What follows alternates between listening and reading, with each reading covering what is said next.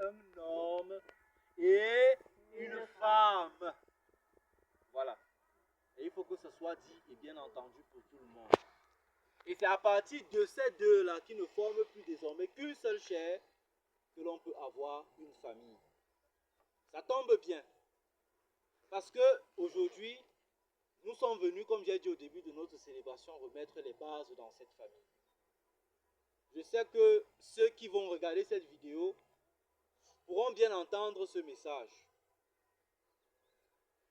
Une famille unie est une famille prospère. Dans toutes les familles, il faut le savoir, il y a des problèmes. Même dans ma propre famille, nous en avons.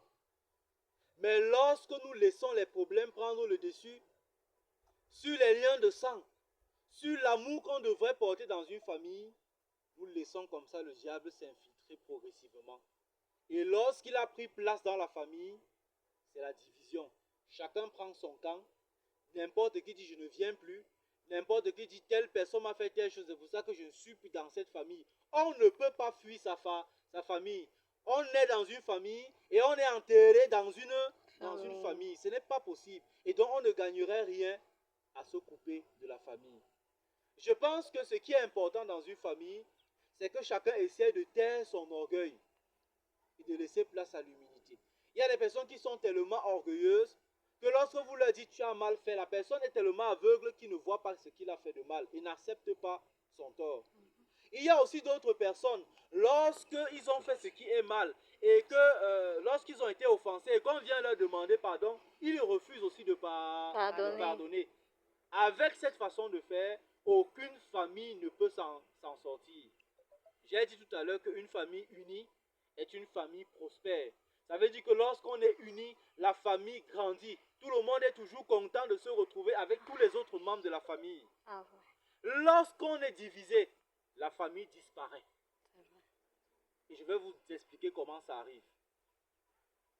Si dans une famille comme celle-ci, chacun dit, à l'occasion d'une réunion familiale qu'on a organisée, je ne viens pas, à cause de tel ou à cause de ci ou de cela, on va abandonner la case familiale, on va abandonner même le terrain du village, et tous ceux qui vont passer et qui sont les voisins vont dire, bon, ici il y avait une famille là qui vivait autrefois, bon, on ne sait même plus où ils sont. Et c'est comme ça que votre mémoire se perd. Jusqu'au jour peut-être cela ressuscite. Et même si ça ressuscite, on va toujours se rendre compte que ça ne repose que sur une ou deux personnes qui cherchent la paix dans la famille.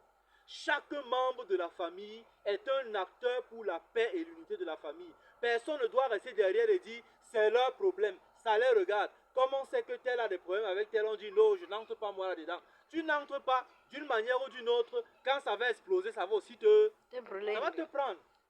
Parce que quand vous faites comme ça, c'est un peu comme quelqu'un qui est dans une maison à gaz. Hein? Et puis il claque l'allumette en se disant que tous ceux qui sont dedans vont mourir, lui ça va le laisser. Il fait pouf, il lance. Quand ça explose, boum, lui-même il est surpris de se retrouver dans l'explosion.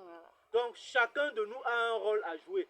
Et donc chacun doit se dire, si ma famille va bien, c'est aussi grâce à moi. Si ça va mal, c'est aussi à cause de moi.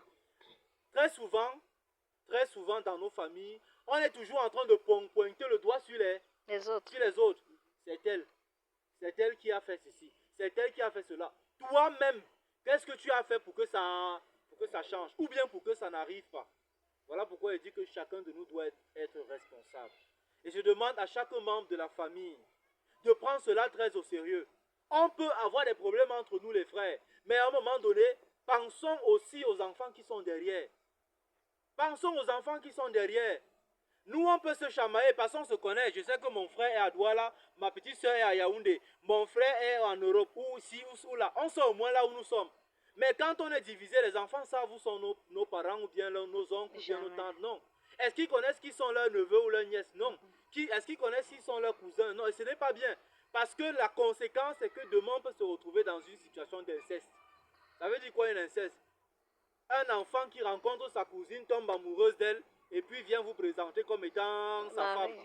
À cause de la division dans la famille, tout le monde met la main sur la tête pour dire yeah! On ne savait pas que c'est comme ça que ça devait être. La division dans une famille ne peut apporter que les malheurs dans la famille. Mais quand vous êtes unis dans une famille, même vos parents qui sont décédés, qui nous ont précédés, tous nos ancêtres qui nous ont précédés de cette famille, ne peuvent être heureux reposer en paix là où ils sont que si dans leur famille, les gens restent unis.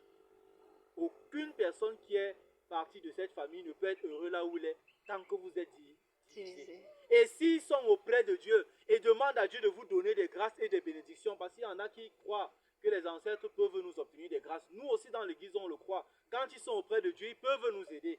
Mais s'ils veulent nous aider et que nous sommes toujours en train de nous toujours bagarrer, nous créons comme ça des murs. On lève un mur. Et tout ce qu'ils ont à nous donner vient frapper sur le mur et ça fait comment? Ça rentre. Détruisons les murs de la haine. Détruisons les murs de la colère. Détruisons les murs de